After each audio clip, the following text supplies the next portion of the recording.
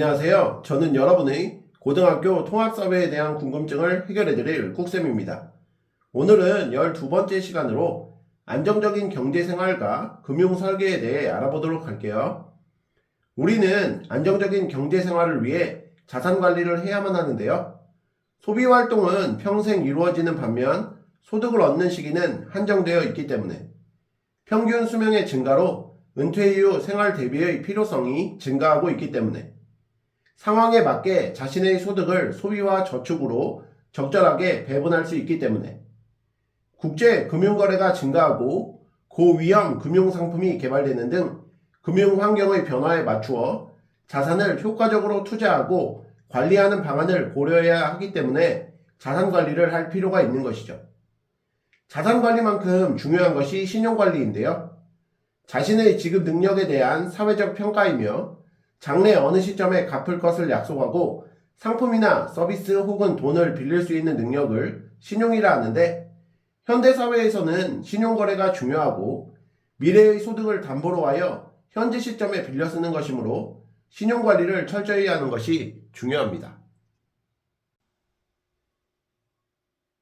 자, 이제 금융자산의 종류에는 어떠한 것들이 있고 각 자산의 특징은 어떤지 살펴볼까요?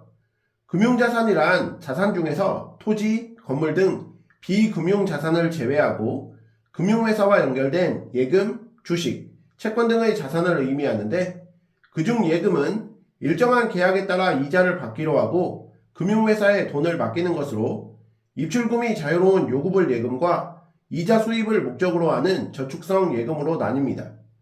주식은 기업이 사업 자금 조달을 위해 발행하는 것으로 자금을 투자한 사람에게 그 대가로 회사 소유권의 일부를 준다는 증표를 말하는데, 주식회사가 투자자들에게 회사 경영을 통해 얻은 이익 가운데 일부를 투자자의 투자 지분에 따라 나눠주는 배당과 투자자들이 가격이 낮게 형성되어 있을 때 샀던 것을 가격이 오른 시점에 내다 팔아서 얻는 시세 차익이 주요 수익이에요. 채권은 국가나 공공기관, 금융회사, 기업 등이 미래에 일정한 이자를 지급할 것을 약속하고 돈을 빌린 후 제공하는 증서인데, 채권 발행기관에서 약속한 이자, 시세 차익 등으로 수익을 얻을 수 있고요.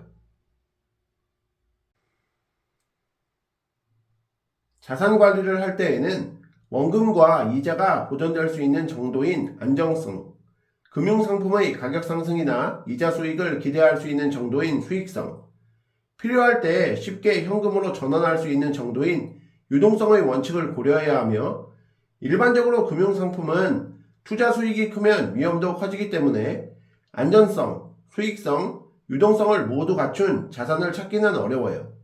그러므로 투자 목적과 기간에 따라 자산관리의 원칙을 고려하여 다양한 금융상품에 적절히 배분하는 포트폴리오 구성을 하는 합리적인 자산관리를 하도록 해야 합니다. 다음으로 생애 주기별 금융 설계에 대해서 알아볼까요? 생애 주기는 시간의 흐름에 따라 개인의 삶이 어떻게 진전되는지, 가족의 모습은 어떻게 변화하는지를 몇 단계로 나타낸 것으로 라이프 사이클이라고도 하는데, 유아기, 아동기, 청년기, 중장년기, 노년기로 나누기도 하고 연령대로 나누기도 하며, 각 단계에 따라 필요한 자금의 내용과 크기가 달라지며 소득도 달라지게 돼요.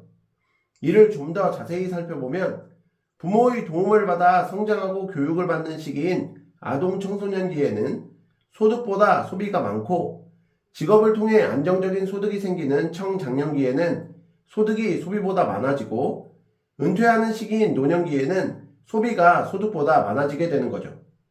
그렇기 때문에 생애 주기를 고려한 금융 설계가 중요한 것인데, 안정적인 미래를 준비하고 자신의 계획을 실현하기 위해 돈을 어떻게 벌어 어떻게 쓸 것인지 예측하고 조정하여 대비해야 하며, 전 생애 동안의 예상 소득에 맞추어 장기적인 관점에서 재무 설계를 할 필요가 있습니다.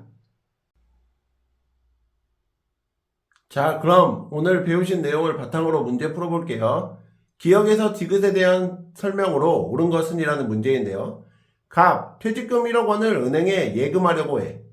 을, 난 최근 주식을 샀는데 값이 올라서 수익이 쏠쏠해. 주식에 투자하는 것은 어때? 병. 난 채권에 투자하고 있어. 채권도 괜찮아. 자, 1번. 기업은 이자를 얻을 수 없다. 자, 이것은 틀렸죠.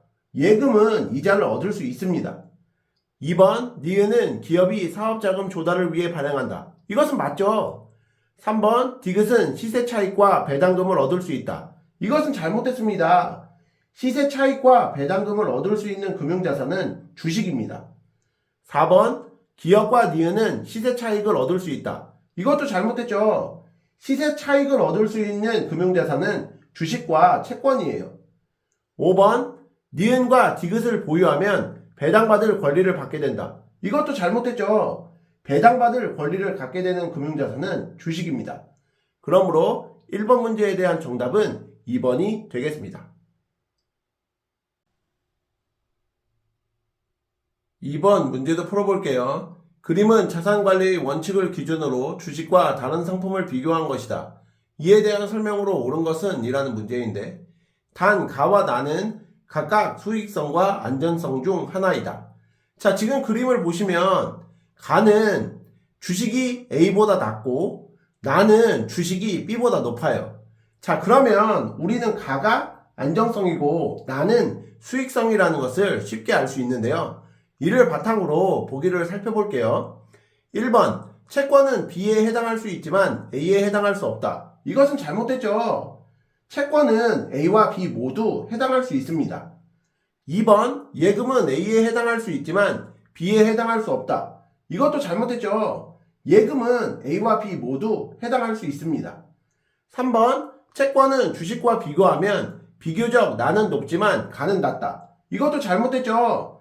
채권은 주식보다 나인 수익성은 낮지만 가인 안정성은 높아요.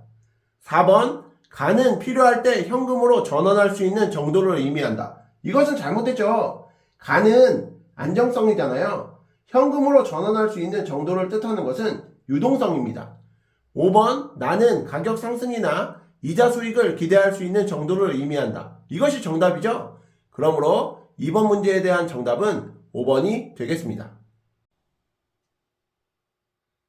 오늘의 마지막 3번 문제도 풀어볼게요. 표는 생애 주기에 따른 금융 설계를 보여준다.